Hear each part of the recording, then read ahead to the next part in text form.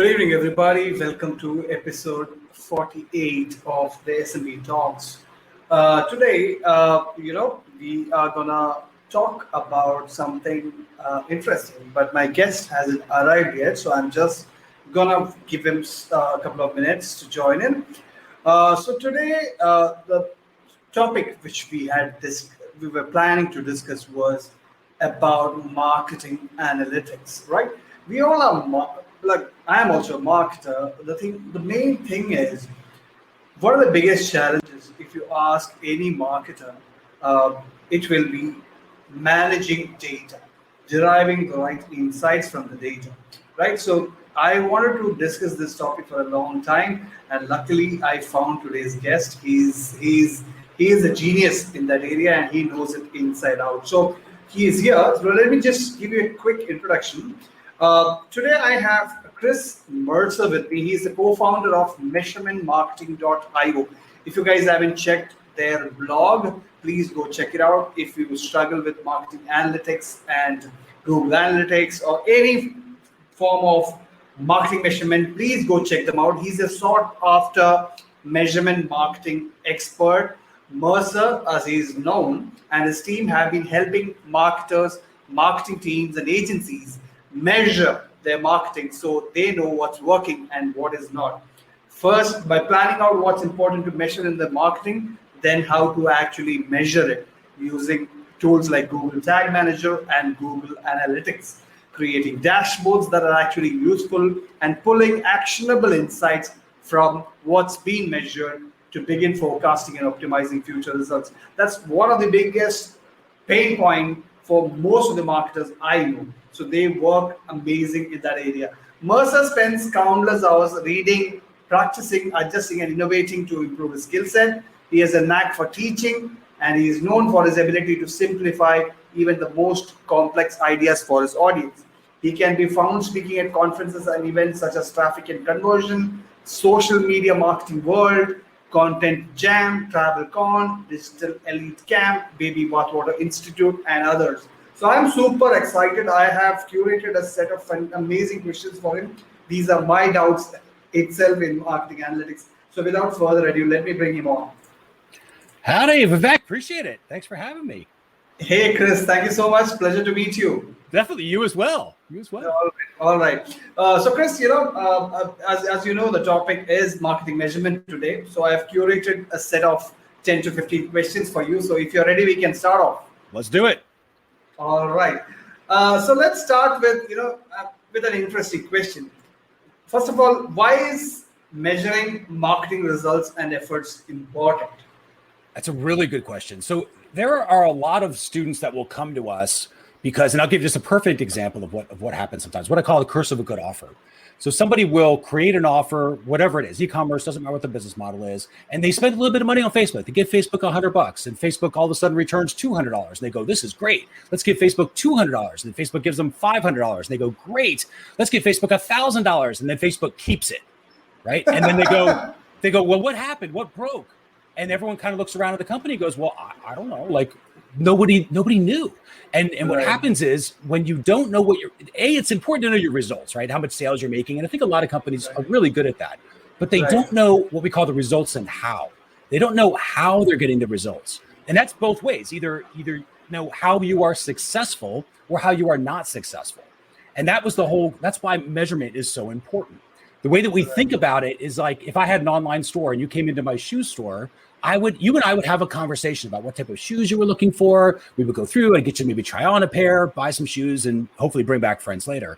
And there would be a very simple conversation that you and I would be having. It would be very natural. And that's what measurement does for digital marketers. It allows us to kind of listen in to their side of the conversation, because that's what's happening. Our users are having a conversation with our websites, but a lot of times we don't know what that is because we can't hear it. And so when you measure properly, you sort of understand like, oh, they really liked the headline and they started really interacting with our videos, but they didn't look at the offer at all. So maybe we got to change the messaging. And if you listen to the conversation, it allows us as marketers to make better judgments in terms of what we switch, right? What we adjust when it comes to marketing, so we can ultimately improve our results. So that's why that's so important. Right. Now I understand what your bio, when your bio said how you make complex things simple. That is a tough question, and you put it so beautifully. Now that's the way to put an answer right there. Yeah, All right, thank you. all right. So next thing, most of the marketers know they need to measure their efforts, they need to know what's working, etc. But it is a tough nut to crack. Why is it so? That's a really great question. I think the biggest reason is that it is, and I would love to be the guy who said, this is really simple, but it's not. There's a lot of stuff out there that is always promising measurement. Like when we first started this, there was Google Analytics, and that already was overwhelming people because it does a lot of stuff. And, it was a harder platform for people to learn. And now there's Tag Manager and Data Studio and Tag Manager server side, Google Analytics 4. And that's just the Google verse of stuff. There's all the other stuff that's out there too. Right. So it can be overwhelming and frustrating because there's so much stuff that's out there and the market is constantly changing.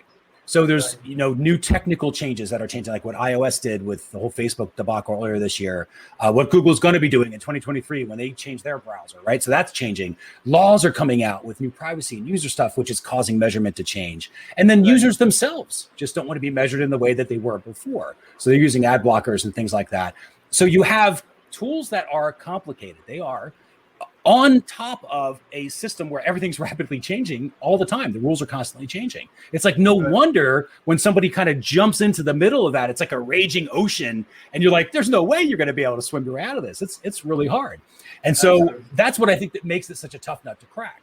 The reason that, or I should say the way out, because there is hope for this, but the way out of it is that you have to have a framework to follow. You've got to have a structure. If you just jump into Google Analytics without any sort of real plan of how you're going to use it, as an example, it's going to feel like you just jumped into a big giant ocean with a raging storm. And it's going to be really hard for you to get anything done. But when you go in with a framework in mind, with a plan that you've got, then it becomes a lot simpler. So again, the short answer of why it's such a tough nut to crack is because people don't have a plan for it. And there's a lot going on. So you have to sort of think that through. And if you have a plan, it's a lot easier to crack that nut. Absolutely. I think along with all the platforms, these measurement tools are also evolving every month, if not. It's exactly right. We do new workshops. So on our YouTube channel, we do a new workshop. It's called What's New. Every month, we will do a new workshop where we cover the last 30 days of what changed with Tag Manager, what's the latest stuff with Google Analytics, what does Data Studio now do?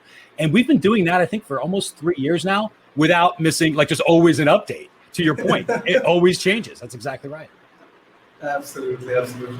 All right. So all marketing measurement projects kick off with an audit, right? It cannot go on with, like, for example, if somebody wants to start somewhere, the basic starting point is an audit. So what are your key recommendations for making these audits successful and fruitful? So it's a really good question because it depends upon what you're auditing for, right? There's like auditing your Google Analytics and there's auditing your measurement system overall. So let's start with kind of the main measurement system. What every measurement system should have is really 3 key stages, no matter what you call them, you're going to have these stages. First is the planning stage when you're building out your measurement plan. Then you do the actual build out, and that's where you're setting up a tool like Google Analytics or Tag Manager or something like that to get all the information that you need to get the questions answered. And then there's like the launching of that measurement system, which is where you put it out into the wild, and now you're actually using the results. So going through each of those stages, like how do you know if you have a good plan? So the way to know that you have a good plan is that it does 3 things for you. One is you are listing out all the questions that you're trying to get answers to. Second is that you know what information you need to collect in order to get those answers. And then third, and this is the most important part, this is the part people miss when it comes to planning, is you role play ahead of time and you think about what actions will I take based upon the answers that I get. And you think about all of that ahead of time. That's so important because now if you've ever had a report or if you've ever given somebody a report where they asked it and they were like, well, I don't know what this means. I don't know what to do with this. That happens a lot. That's because there was no plan for that report. Nobody role played. What would they do based upon the answers they get? So they don't know what to do with it. They haven't thought about it. So you do that ahead of time, right? That's the planning stage. In auditing the build, really 3, again, keeping it simple and sort of higher level, 3 things you want to make sure that your builds do. And again, it might be a tool like Google Analytics. If you're just using Analytics, that's perfectly fine. But first is you've got to make sure that you are measuring for the results that you want to get, right? Measure for the results. 2 is you have to know where your traffic is coming from. what we call the who, what, and why of the traffic. Who's sending it to you? What type of traffic is it? Why are they sending it to you in the first place? And then most importantly, and again, this is the part that people skip, unfortunately, is that you have to what we call set up your setup. And that's a misconception in Google Analytics. And it's not anyone's fault. It's because it is so easy to activate a tool like Google Analytics and it starts filling up with data that people think, oh, well, I can go use it now. But that is not at all ready to use, right? You have to actually set it up. So you got to make sure that you've set up your Google, your measurement, whatever it happens to be. Let's say Google Analytics in this example, set it up so that it is tying the traffic to the results that traffic creates. So that's sort of the main things that I would look at in the build audit, and how effectively are we measuring for results, traffic, and making sure those two things are tied together. And then in the launch, there are three things, again, that you want to sort of look for to see if you're properly using your measurement. That's what the launching part of it is. First is that it should be a very natural story. If you're looking at a bunch of data and you cannot see a story, that's a problem. That means your build was not done properly and it's not naturally telling a story. So you go back to your build, you can make some adjustments, and because these reports should very easily tell a story. The second thing that you should be doing in the launching is that you should be forecasting. This is the other thing that most people skip because they don't know they should be doing this. Most marketers are always looking back at their data saying things like, well, we're just trying to figure out how people are using our blog, or we're just trying to figure out what happened to that $10,000 in ad spend we did with Facebook last week. And they're always looking in the rear view mirror, looking back in time. And that's not at all what you should be doing. What you should be doing is marketing forward, and you're forecasting. So you should be asking questions like, well, here's how people should be using our blog. Are they using it that way? Here's what should have happened with our Facebook ad spend. And remember, you're charting out all the results and how. So we spend 10,000, that should give us 10,000 page views, which should, 2% of those are going to opt in or buy or whatever. And for an average ticket of this, which should generate this much revenue. And you have all those steps forecasted out, right? And then you measure against your forecasts, and you'll very quickly see what's working, what's not. Very specifically, you'll see that. And then you optimize. And that's the thing that everybody tries to race toward. They're always trying to make new changes to the site, but they're not using data to do it. They're guessing a lot of time. But if you're really truly launching your measurement system properly, you'll go through those three stages where you see the story, you then forecast what's going to happen, and then you measure against your forecast, and that's the optimization step. Right. I'm guilty of so many things you've just mentioned, and I'm glad that this is recorded. I will watch it tomorrow, and I'll take notes for sure. Perfect. It's such an interesting topic right now. All right. So talking about funnels, right? You just mentioned a little bit about it. Marketing sales funnel. They need to be analyzed in depth to identify where are gaps or are there any leaks happening. So how can marketing measurement models help with that? I'll give you a real world example of this. The way that we sort of think about this is always customer journey, sales funnels, right? Whatever languaging people use, they'll say the journey for now. You're always measuring for the customer journey. In measurement, and this goes back to the results, people think, oh, I'm just going to measure the number of sales. And that's good. But remember, you got to know results and how. It's very important to know how you are achieving your results so you can scale what works and fix what doesn't. So when it comes to results, we think about it in terms of what we call the ACE model, which is you measure for when they are aware of the journey, we measure for when they complete the journey, and we measure at various stages as they engage through the journey, so we know where the drop-off is, right? And that, to your point, it shows kind of where that is. So we will do that at a higher, at a level of sort of like, for example, we have a flagship program called the Measurement Marketing Academy. It's kind of our training program. So we'll have, when they show up at the page itself, that's our aware of the Academy as a product. When they purchase it, okay, cool. They've seen the thank you page, they've purchased it. When they see the cart page, that might be like an engagement, right? So we can know how that journey works. But to your point, what about, so that's a great place to start. That's where most people should try to get to as fast as they can, at least knowing those stages. But then it's like when you get good at measurement, you can start doing even cooler things. So what we do is on our Academy page, what we actually measure for is how that page, because remember, think about the conversation that you're having with your users. What is that conversation that page is having? So we measure for when that page loads. We measure for if they're there 10 seconds later. We measure for did they scroll halfway down the page in the first 45 seconds. We measure did they look at the pricing table for at least 4 seconds to show some sort of investigative behavior, like maybe they're considering the offer. And then, of course, we measure the button click to go to the cart. So when we measure all of that, it kind of spells out a nice little funnel for us, and we can visually measure, visually see what the conversation is that page is having. And if for example, which has happened in the past, We expect on average about 90% of the people to be there at least 10 seconds, right? That's how that page is supposed to work. I mean, we're always forecasting, so that's how it's supposed to work. At one point, that page there were people in the high 70s. It was only like 75% of the people were sticking around 10 seconds. So we knew there was a mismatch between sources of traffic coming in and what that page, the above the fold part of the page was. So we made some changes to the above the fold, instantly switched it. Within hours, we had our numbers back. This is what's the beauty of measurement. You don't have to wait 5 days of data. You can look at it and be like, that is off.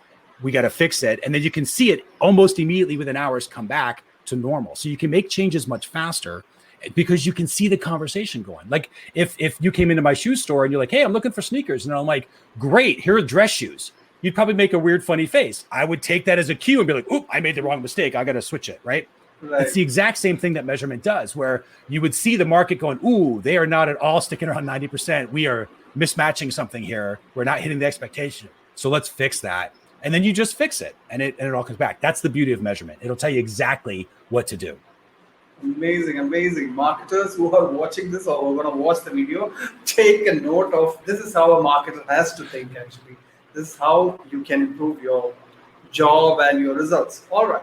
Yep. So let's come back to metrics. There are so many metrics in play, for different organizations, different metrics, different channels. So what are some of the key metrics, according to you, every marketer must track?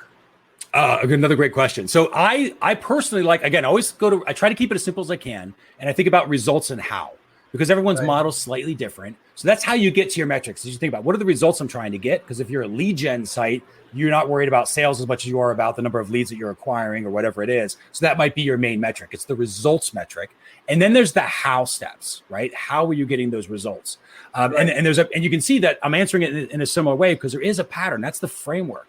Because if you follow that, you go, okay, well, in my case, let's say I'm an e-commerce store, the results would be number of sales, right? My transactions, I'm getting the orders, how many products, and then you start thinking, what other results? Well, how many were in the cart? Okay, I want to know maybe that, because you're just learning about what the end result of all those transactions were. But then you go, okay, what are the how steps? Well, I need to know how many people started the checkout process that actually ended up. Okay, how did they get the checkout process? Well, they would have had that added to cart, so I should know that. And what do they have to do before they add to cart? Well, they had to see the product detail page, so I should know that. And now all of a sudden you've got those how steps. And the entire idea of this is that you're measuring for the, and metrics is a good word, but I think about it in behaviors, right? Like I'm in my head, I'm imagining thousands of people seeing the product detail page. And of those, a few hundred are going to click on the add to cart. And of those, half of those are going to start the checkout and half of those are going to finish, something like that. Right. But you measure for that results and how story so that you can see where the breakdown is. And then the next question is going to be like, what do you focus on, right? Kind of what is that key performance indicator, that key performance metric that you want to focus on? And the answer to that is that's going to change depending upon how your forecast is. Because remember, you're not just measuring this to go, like, for example, going back to that blog idea of like, well, let's use a store. How are people using our e-commerce store? Is not a great question. It is a question, but it's not a great question. A better question would be, here's how they're supposed to be using your e-commerce store. Are they using it in that way? And so now you've got your forecast. You measure against that forecast, all those little results and how steps. You will see, all of a sudden, you might be like, hey, the right people are seeing, we got a number of people hitting products, which is great. They're adding to cart in the percentage we thought they were going to. They're even starting the checkout. But the average ticket is only $20. We thought it was going to be $60. Okay, Let's go back. That's what we got to figure out. How do we get average order value up? Maybe we change the offer. Maybe we're changing an order bump. Maybe we're putting related items. But now we're very focused there because we know that's where the issue is that we have to fix, because that was the piece that did not match what we thought was going to happen, right? Whereas the opposite might be true, whereas, hey, maybe average order value is perfectly fine and it works, but there's only 100 people that saw the product detail page. We thought 1,000 people, that maybe Facebook was going to send 1,000 people. So now we've got to go focus on the campaign. Why didn't that work to get 1,000 people over? Or how else? Maybe Facebook's tapped out and we can't figure out how to get 1,000 people, but we need 1,000 people. So it's like, well, let's go to the email list. Let's see if we get maybe affiliate channel to open up. Let's start opening up Google ads. And you have more conversations around the traffic side of things because the journey is working the way that it's supposed to.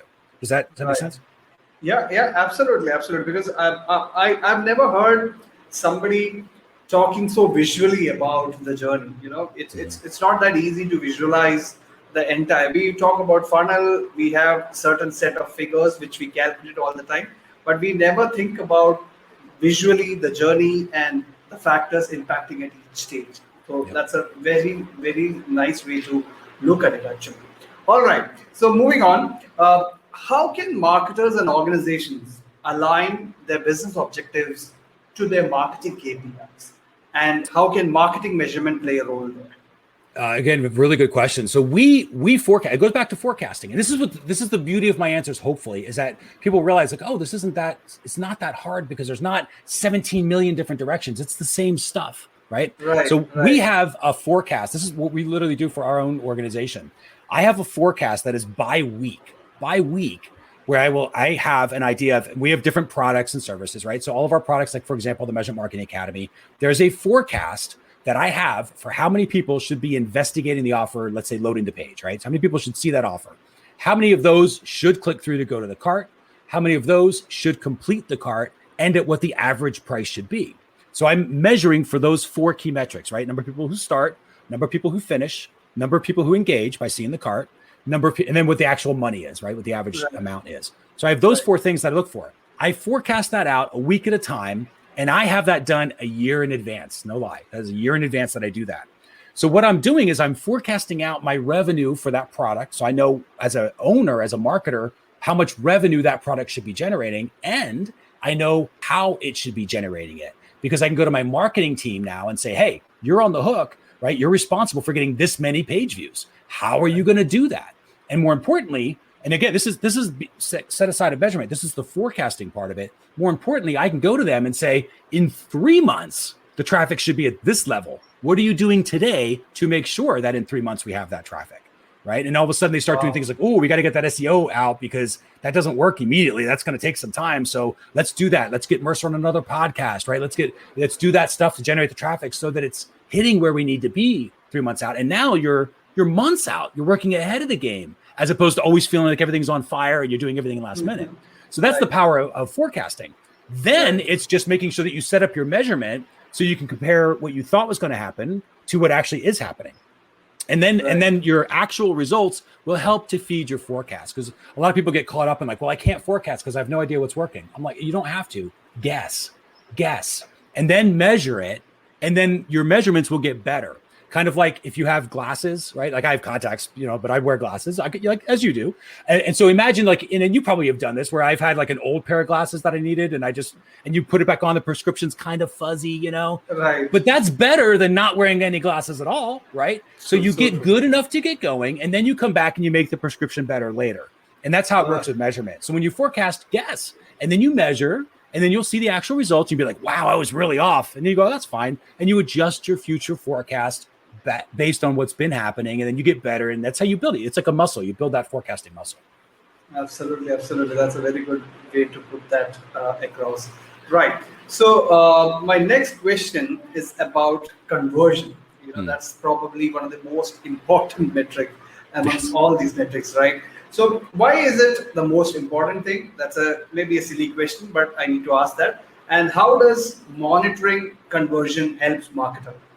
Great question. So the conversion obviously is for the most part, let's define conversion rate.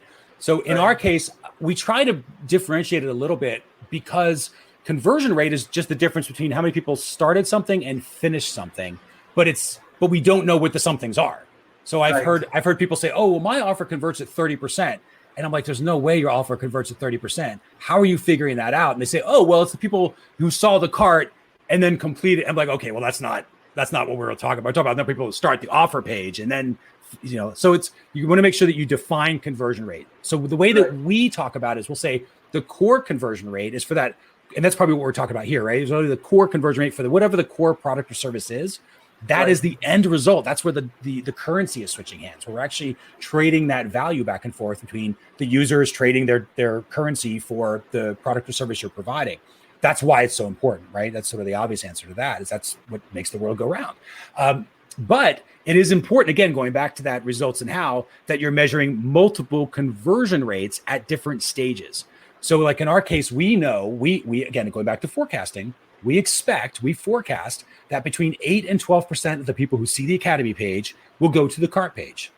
We then forecast roughly 40 to 45% will go to purchase, right? We'll make it through the cart. and we know what the average ticket's going to be, so we can predict out revenue. But there's multiple conversion rates that we're using to do that. Right, absolutely. All right, so let's talk about web analytics a little bit, because when we talk about marketing measurement, that's one of the major areas, right? It's one of the common avenue of marketing efforts measurement. What are your recommendations normally you give to your clients and organizations you work with to improve their web analytics? Yeah, really great question. So one is planning. Get better at planning, because most organizations do not plan. They jump, and I was the same way. So if anyone's like, well, I don't plan either, like it's okay. Everybody who starts like that, because they're so easy to turn on, and then you just jump in at Google Analytics. And what happens for most people is they turn it on, they jump into it, and then like, I don't know what this means. And they come back in 2 years, right? And they check it again. They go, I'm not sure. They look at real-time reports or see the number of users, but they don't really have a story. And so if that's happening, it's because the plan wasn't done properly. And again, that's probably the case because most people don't know to plan. So you go back to what we call that KIA model, which was you ask the questions, you then collect the information you need to get the answers, and you think about what actions you're going to take based upon the answers you get. Then when you have the planning in place, then your build will become better. And it might go from kind of that fuzzy prescription that we talked about before to a little cleaner prescription, because you learn to improve things like, oh, I'm not doing ACE goals. I'm not doing awareness goals and completion goals and engagement goals. I was just tracking for purchases. So I need to add in awareness as a stage. I need to add in engagement as a stage. And so you're making your results a little bit better. Or in the case of Google Analytics, maybe you're not properly tracking your traffic with UTMs, right? Little thing. Anybody can Google for that, of how do you do that. But you can use little parameters that identify specific sources. Like, for example, we'll talk about this later when it's like, hey, how do you find out more about us? I'm going to give you a link. It'll be set up so I know that somebody came from watching this podcast, right? That's the idea of it. So I can track more specifically the traffic source. It's not just, they came from somewhere. It's they came from this specific thing. And I can tie that to the result of how many people were now aware of the Academy or became a Toolbox member or whatever the thing is that we're trying to measure for. So that's what I would recommend when somebody's got measurement is if it's not telling you a story, it's probably because of the plan. Go back to that first. Then go back into your builds and try to see where that you can get a little more granular in terms of, again, results being not just the end results that you're trying to measure for, not just that sale, but the how steps along the way, those milestones along the way as well. Absolutely. Don't mind me smiling in between, because I am guilty of most of the things which you're mentioning. Without plan, getting into Google Analytics, installing and getting, just I did too. Yeah, I did too. It's how everybody starts. And you're like, man, I'm not sure. And then you start seeing weird things. So it's like one report says this and the other report seems to say something different. And, then you're like, why? I don't know if I can trust it anymore, and then you freak yourself out about it. And it really is. It can't be a lot simpler as long as you follow that framework and everything builds upon each other. It makes it a lot simpler. Absolutely. I'm pretty sure my team will be watching and they will be expecting a rework on some Google Analytics stuff on Monday. That's a fact. Yep. All right. Let's talk about an interesting area, attribution. Attribution is one of the biggest challenges for marketing today. Yeah. There are several models. We all debate about it. Should we go for last touch point? Should it be equal distributed? So what are your top advice for the same? And what is your most preferred model of attribution? That's a really good question. So attribution, as you say, is very difficult. I despise attribution models. I really do. The reason that I don't like attribution as a topic is because it's one of those weird things where you can just change how you calculate it and it changes the result. So if I'm a Facebook vendor, I'm going to be like, well, first click, look, Facebook's amazing. And if I'm the email vendor, then I'm going to be like, well, no, last click, look, email's amazing. And you can literally change the attribution model and it changes your answer. And I think that's what makes it so hard, because there's no absolute truth, right? There's just a version of the truth and it's not so objective, really. So what I try to do is avoid all of that by specifically tying the ads, the messages, let's call them messages in general, right? Everything I'm sending somebody to the site, there's a very specific stage in the customer journey that I'm trying to accomplish. So as an example, and I know Facebook doesn't do this anymore, but they did all the ad platforms do, these really wide attribution windows where it's like 28 days of attribution. What ad has ever been created on Facebook where you're supposed to take the result sometime in the next month? None of them. they are all click on the ad and then take some sort of action. That's what you're supposed to be doing, right? But that's not how it's measured. So what we do is we actually make it very tight attribution windows. So we'll try to do like a day attribution because the ad is designed to accomplish the results in a day, technically immediately or within minutes of that ad being clicked on. So we try to measure for that. Because what I want to know as a marketer is, and the way I think about the ads, it goes back to the visualizations. I think about them as little salespeople. So this ad is a salesperson whose job it is, and this again ties back to the whole framework stuff we talked about. This ad whose job it is to get people to become aware of the academy. That's it. That's the conversion we're measuring for. So as soon as that awareness goal happens, it's like when the page loads, that ad's done its job. It's great. Now everybody moves into a new campaign whose job it is to get them to engage with the academy. Let's click on that to go to the cart, and the messaging will change. And if they've already bought, then obviously they get pulled out of that campaign. But if they've clicked on the cart and they haven't bought, they get into another campaign. That ad's job is to get them to complete the purchase, right? And so, because you know who you're talking to, you can change the messaging. So one might be like, here's all these different reasons of looking at, the academy. Maybe you've got this problem. The academy can help you solve this measurement thing. And you go, cool, now I'm aware of it. But you don't buy because something got in the way. The next message is, here's what other people are saying about the academy being successful at it. And we're like, oh yeah, that's right. I remember that. And oh, they're getting ahead of me. I should maybe, that works to get you to engage. But if you don't engage, it's like, okay, hey, here's this bonus or whatever that you can get for becoming an academy member, and so now there's a different reason to get them to complete.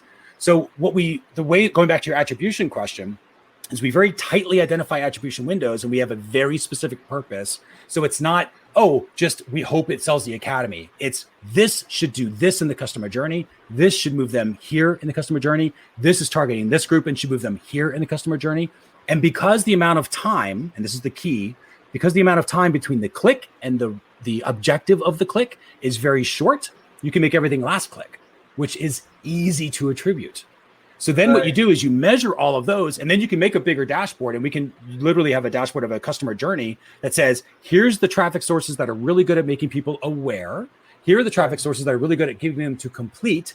Here are the traffic sources that are really good at getting them to engage. And then you can take best of breed. And that's how you start going things like, actually Google Organic is really good about making them aware.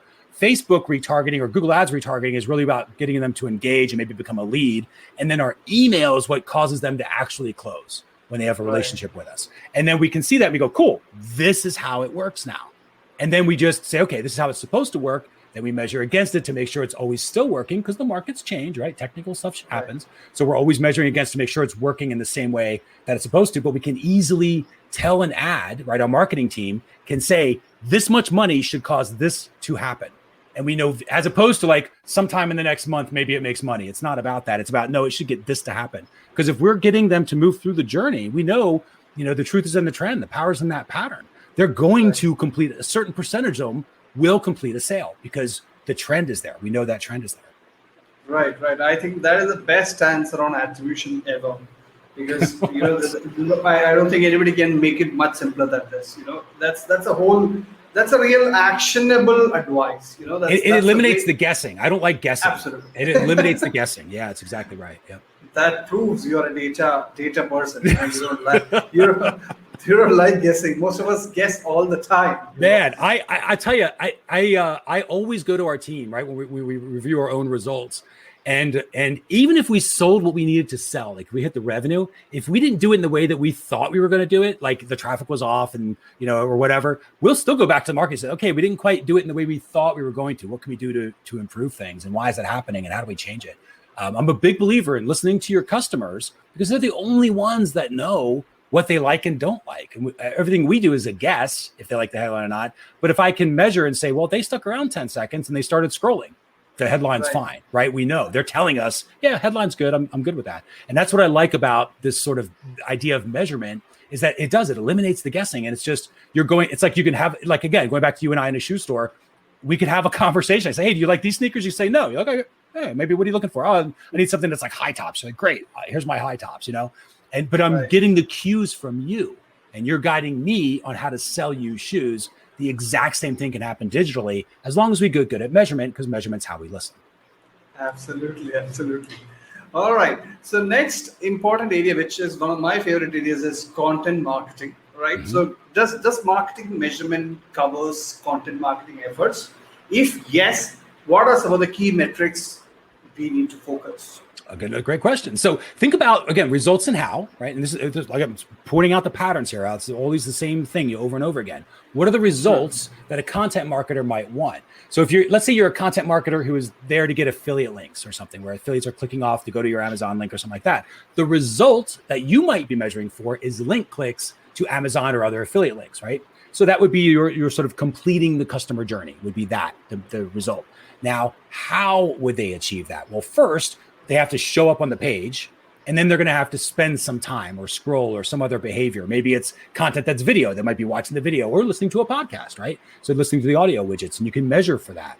So what you do is you would set up a goal and measure for when they're aware. You measure for as they engage. You measure for as they complete those different things. And now what you would eventually start doing is you would always forecast. You say, well, for everybody that sees this blog post, we know 30% of those should engage with it, and 10% should click off to the affiliate link. And at that point, it's whatever their conversion rates are going to be, right? But you can predict that. And now you can plan ahead and say, well, if next week we need these 7 content pieces coming out, here's how much traffic they should be getting. Here's how they should be interacting with those blog posts, and here's what they should be doing after that. Sometimes the call to action is just a content blog post that maybe we might do, where we then point them to an offer that's inside our company, right? Like they're becoming a Toolbox member of the Academy. Again, the click is what the blog is supposed to get. So the blog post is measured against, did it get that click to go over to the Academy? I don't judge the blog post on did it sell academies, because that's not what its job is. The Academy offer page, that's the job of the offer page, is to build value and sell the Academy. But the blog page should be getting them to the Academy page. So that's what I'll measure for as the result for that blog page. And again, I always go back to the how. I got to make sure X amount of people are seeing it, and then a percentage of those are engaging with it, whether that's scroll or time or some other behavior that I'm looking for. But it's the exact same thing. It's just that it's a different ACE model, right? Different awareness, different completion, different engagement behaviors. Right. Different things expected out of content, anyways. Yeah, but it's still a journey. It's still a journey, right? Absolutely. Yeah. All right. So another, I don't know whether it applies here, but I wanted to ask this question. One of the biggest areas nowadays everybody talks about is influencer marketing, right? A lot of people are putting in money. A lot of brands are going for it. A lot of marketers are going for it. Can marketing measurement help with tracking the results with influencer marketing campaigns? Yeah, it could. In a lot of cases, it can, and I think certainly better than most people do. So, as an example, if you were promoting, which we'll do this. We can do this now. So, like, if you were saying, "Hey, you're an influencer. You're doing this thing for measurementmarketing.io because I paid you to do a little promo." If you just send them to measurementmarketing.io, like that's good because I get traffic, right? I at least get the traffic, but I can't really attribute that traffic to you, because it's just coming to the homepage.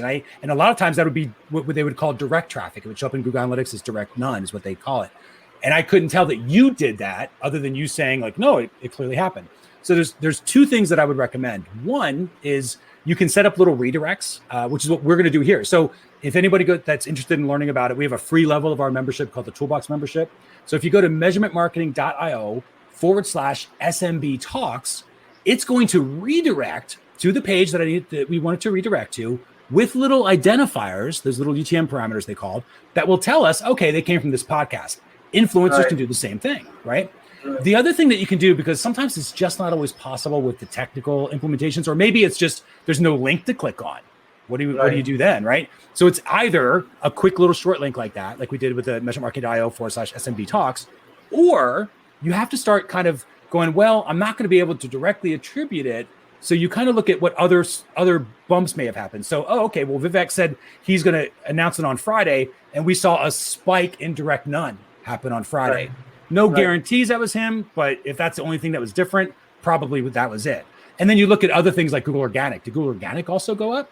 Because it's sort of the same thing, like a hard to track media would be like radio or broadcast TV, same sort of thing. It's like, well, when its spots are running, when the ads are running, you look for the bumps in the other channels of traffic, because your user count should go up if that's having an influence, right? But it won't be necessarily attributable to the direct media source, but it's sort of where you can kind of see like the ripples that's causing in the other traffic sources. And that's what I would look at if there's no other way to do it. Right. Absolutely. All right. So before we, end the discussion on marketing measurement, my final last question on this topic is, what are some of your favorite tools for tracking marketing efforts and results? I know Great. you might have a lot of tools. Yeah. Just a short list will do. So the highlights, the one for sure I recommend is Google Analytics. It's a great out of the box platform. It's solid. There's a new Google Analytics version called Google Analytics 4 that's coming out, or that is out, but people should start practicing now because it is radically different. But it's going to be incredibly powerful. So that by and large, that just learning that platform will be helpful. If you already have that platform and you're not using Google Tag Manager, that would be the next stage is Tag Manager. The reason that you use a tool like Tag Manager is because every measurement system sort of collects information, it stores the information, and then it builds reports on the information. That's kind of what Google Analytics does. And if you jump into like the source meeting report or something, you sort of see all the details there. What Tag Manager does is it's really built to collect information. And that's all it does. So it's better. That's how we do things like, oh, did they see this part of the page for at least 4 seconds? Like imagine being able to measure, did they see my testimonial section for 5 or 6 seconds? Did they watch the video halfway through? Like that's what Tag Manager can see. So you set Tag Manager up to do that. And it's made for marketers to use. So it's a little bit of a learning curve, but it's entirely simple for a marketer to use it once you know how to do it. But you tell Tag Manager, okay, when this thing happens, then go tell Google Analytics or go tell Facebook and Google Ads or everybody else. And then those platforms store the information. And then there's another platform that I highly recommend called Data Studio, Google Data Studio. And that's where you build out your dashboards and reports. And so you've got Tag Manager that collects all the information you need. You've got Google Analytics, which sort of stores all that information. You've got Data Studio, and that's where you're looking at your reports and dashboards. You display it there. What's nice about that is it's better at creating reports. They're a lot more visual, and more importantly, they're more focused. So they're giving you the answers that you want, not a ton of data, which is what Google Analytics will do. And there's a time and a place for that, but most marketers get overwhelmed with too much. You just need to see the answers that you're looking for. I think about it like a dashboard in a car. If you were driving your car, you look at your speedometer, you instantly know, do I hit the gas or hit the brake? You don't have to think about it. You don't have to analyze it. That's what a marketer's dashboard should be, where you see the number, you go, oh, I know what I'm going to do now. And that's it. So, and that's what Data Studio does really well. So the Googleverse, Google Tag Manager, Google Analytics, Google Data Studio, if you're not there yet, you will eventually grow into that. I would recommend those tools for sure. And then for the new kid on the block award, one that a lot of people haven't played around with yet, but is really interesting is Microsoft Clarity. So Microsoft came into the world of analytics last year with their platform, completely free. It is similar to like Crazy Egg or Hotjar to some extent, which does like heat maps and scroll maps.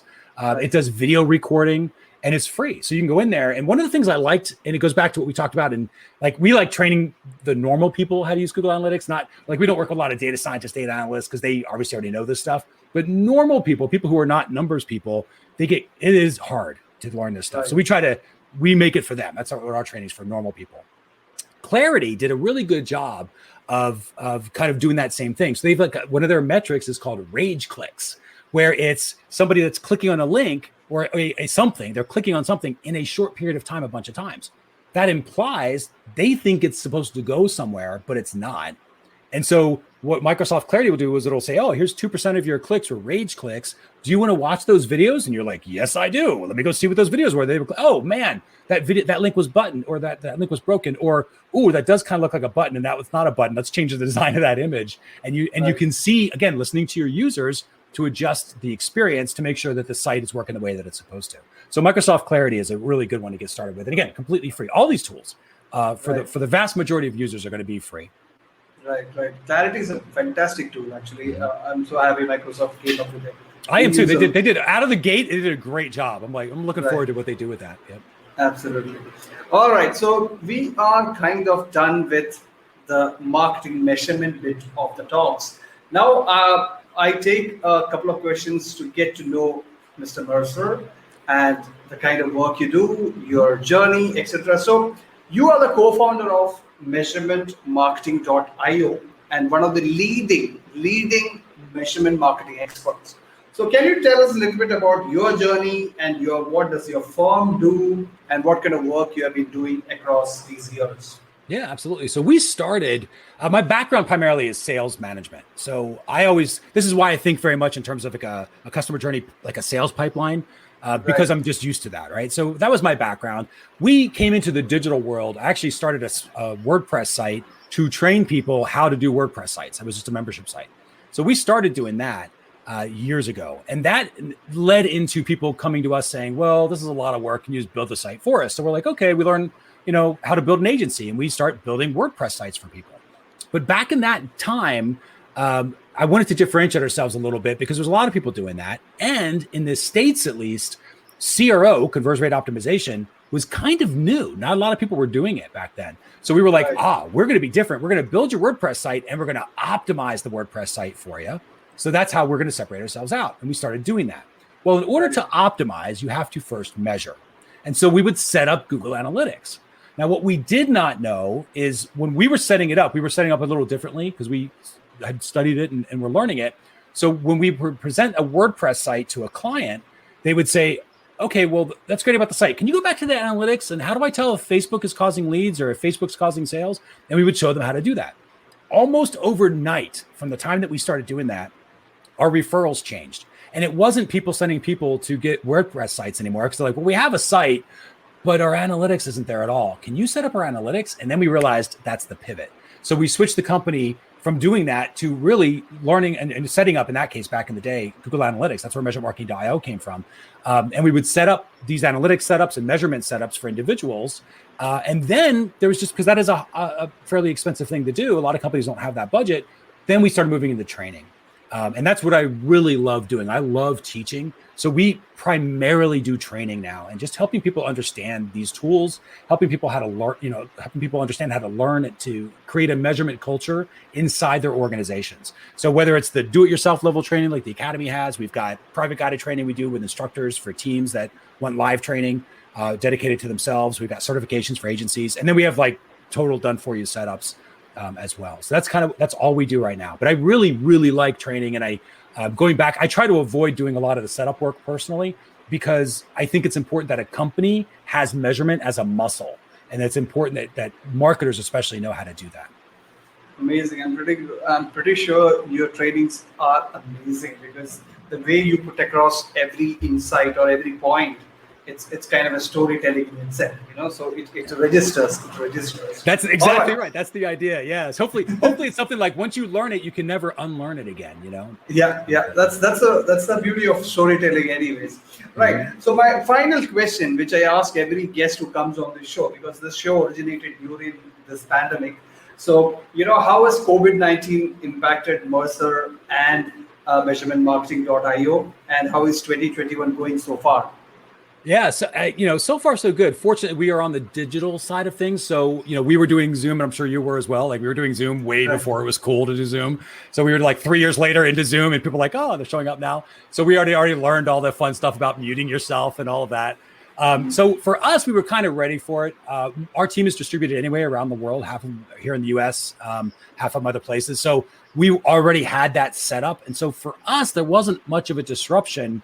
And it was a lot more people going online, being forced to go online, especially from an e-commerce perspective. So there was an influx of business, essentially, because what happens is everybody, and this is normal, everybody starts because they're like, oh, I got to do a Shopify store now, or whatever the thing is they're going to do. They do it.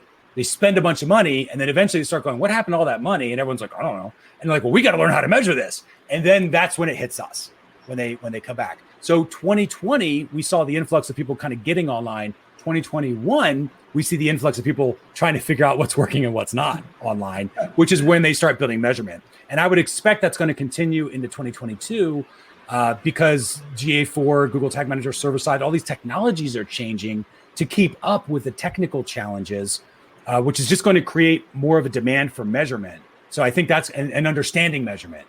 So more organizations are going to understand, even if it's a small business, you're going to have some understanding of these products to do that. So I expect it's going to get bigger for us. And then on a personal note, our main model was a lot of speaking.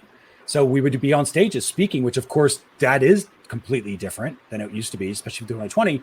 So we switched to podcast and doing a lot of podcasts. This is a perfect example of kind of why I'm here today, is doing that. So we sort of took that and made the adjustment. And it's worked out great. I love being able to talk to everybody's tribe and help them out, and love teaching where we can. So that was the biggest adjustment we had to do for COVID, was figuring out how do we replace out the live stages with a different medium. Right. I think I am a big fan of small and medium businesses. I think those guys need people like you to teach them how to make sense of whatever they're trying to do with website and traffic or lead generation, etc. They need people like you. I thank you so much for coming on the show and talking and giving so many insights. I'm pretty sure I'm going to watch this video again and again over the weekend. And thank you so much, Chris, and have a happy weekend. Thanks, man. I appreciate you having me. And looking forward to being on the next one, maybe soon. All right. Absolutely. All right, Thank you so much. All right, that was Chris Mercer. I cannot thank him enough for coming on the show. Marketing data. We have so much of data. That's the problem with marketing. Data flowing in from many sources. Be it social media, content, website, all those things. But hardly a small percentage of marketers know how to make sense of it. So today was an amazing session. I'll put up this video on YouTube. Please watch it. And last episode, what I've started chopping these videos into short, bite-sized question and answer videos. So that also will be up over the weekend. So make sure you tune into the channel and get a bit of it and understand how measuring marketing makes all the difference. So take care, happy weekend, and stay safe, everybody. Thank you. See you soon.